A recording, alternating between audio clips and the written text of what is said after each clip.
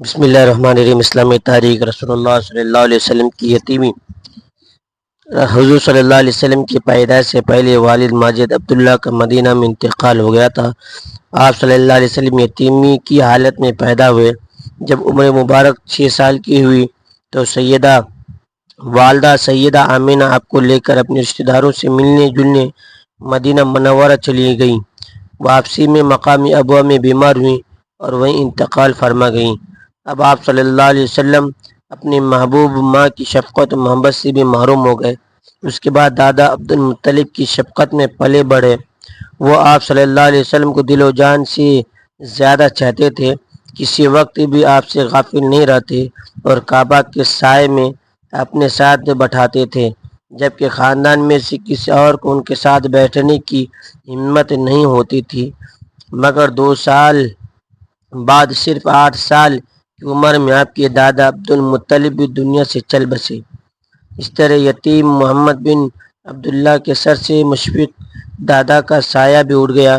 گویا اللہ تعالیٰ نے دنیا کی تربیت و پرورش کے سارے اسباب کو ختم کر کے خود اپنی خصوصی رحمت کے تحت آپ کی تربیت و نگرانی کا انتظام فرمایا۔ نمبر 2، اللہ تبارک و تعالیٰ کی قدرت۔ بچے کا مادری زبان سیکھنا۔ اللہ تعالیٰ نے ہر بچہ پیدا ہونے والے بچے کو اپنی ماں کو پہچاننے، دودھ پینے کی صلاحیت سے نوازا۔ ہر بچہ پیدائش ہی سے اپنے ماں باپ کی نقل و حرکت دیکھتا رہتا ہے۔ کچھ دنوں بعد وہ ان کے اشارے اور آواز کو بھی سمجھنے لگتا ہے۔ پھر جب وہ بولنے کے قابل ہوتا ہے تو آہستہ آہستہ مادری زبان بھی سیکھ لیتا ہے۔ آخر اس چھوٹے سے بچے کو بغیر کسی تعلیم کے ماں باپ کی پہچان کس نے کرائی؟ مادری زبان سیکھنے اور بولنے کی قدرت کس نے عطا فرمائی؟ بے شک اللہ تعالیٰ ہی اپنی قدرت سے بچے کو سب کچھ سکھاتا ہے۔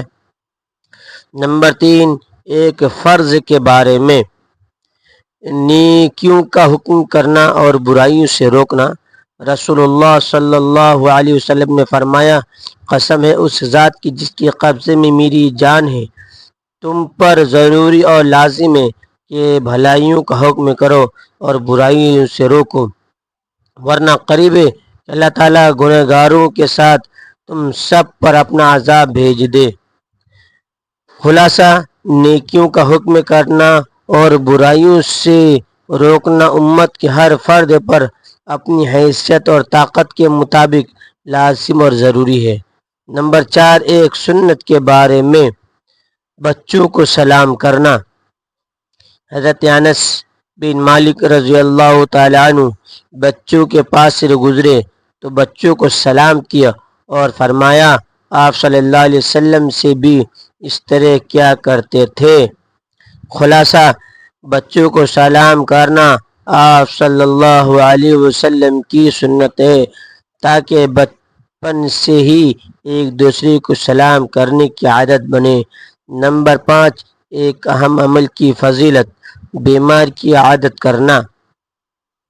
رسول اللہ صلی اللہ علیہ وسلم نے فرمایا، جس نے بیمار کی عادت کی یا اپنے کسی بھائی کی صرف اللہ کے واسطے زیارت کی تو ایک پکارنے والا پکارتا ہے کہ تو بھی پاکیزہ ہے، تیرا چلنا بھی پاکیزہ ہے، تو نے جنت میں اپنا ایک مقام بنا لیا۔ نمبر 6، ایک گناہ کے بارے میں۔ گمشدہ چیز کا اعلان مسجد میں کرنا۔ رسول اللہ صلی اللہ علیہ وسلم نے فرمایا، جس شخص کو مسجد میں گمشدہ چیز کا اعلان کرتے دیکھو تو اس کے جواب میں یہ کہہ دینا، اللہ تعالیٰ تیری چیز کو واپس نہ کرے، کیونکہ مسجد اس اعلان کے لیے تعمیر نہیں کی گئی۔ نمبر 7، دنیا کے بارے میں۔ آخرت کے ارادے پر دنیا ملنا۔ رسول اللہ صلی اللہ علیہ وسلم نے فرمایا، اللہ تعالیٰ دنیا آخرت کے ارادے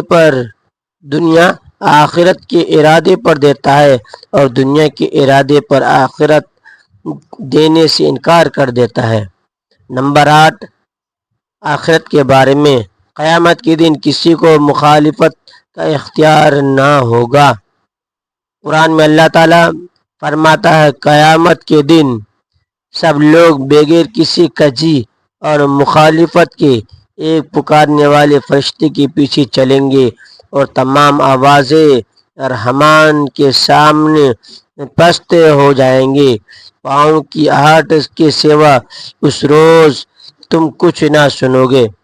نمبر 9، قرآن سے علاج، سورہ فاتحہ سے علاج۔ رسول اللہ صلی اللہ علیہ وسلم نے فرمایا سورہ فاتحہ ہر مرض کی دوا ہے۔ سنن دارمی۔ نمبر فائدہ، علامہ ابن قیم رحمۃ اللہ علیہ فرماتے ہیں اگر جسم میں کہیں درد ہو تو درد کی جگہ ہاتھ رکھ کر 7 مرتبہ سورہ فاتحہ پڑھے، انشاءاللہ آرام ملے گا۔ نمبر 10، قرآن کی نصیحت۔ قرآن میں اللہ تعالیٰ فرماتا ہے اے ایمان والو تم صبر اور نماز کے ذریعے مدد حاصل کرو، بے شک اللہ تعالیٰ صبر کرنے والوں کے ساتھ ہے۔ ناظرین، ویڈیو اچھی لگی تو ویڈیو کو لائک کریں، شیئر کریں، چینل کو سبسکرائب کرنا نہ بھولیں۔ پھر ملتے ہیں اگلی ویڈیو تک کے لیے اجازت دیجیے، اللہ حافظ۔